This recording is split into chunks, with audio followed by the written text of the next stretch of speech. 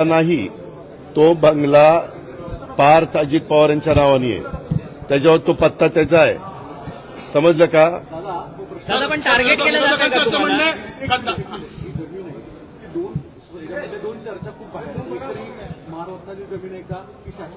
मी तेच सगळं सांगतोय सागर.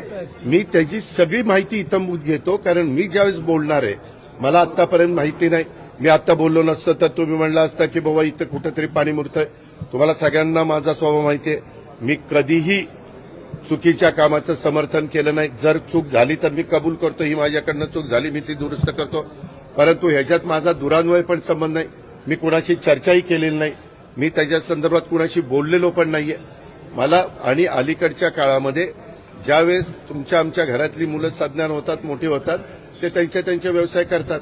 परंतु ह्याच्यात मी पुन्हा पुन्हा सांगतो, माझा दुरान्वय देखील कुठल्या अधिकाऱ्याला फोन नाही, कुणाला सांगणं नाही, कुणाला तिथं वेगळं काही त्याच्यामध्ये मदत करा अशाही पद्धतीची भूमिका नाही. मी अतिशय संविधानाला मानणारा, घटनेला मानणारा, कायद्याने चालणारा आणि इतरांनी पण कायद्याने चालावं ह्याबद्दल कटाक्षाने प्रयत्न करणारा, कायद्याच्या चौकटीमध्ये राहून माझ्या काही सगळ्यांना समजून सांगणारा असा कार्यकर्ता आहे.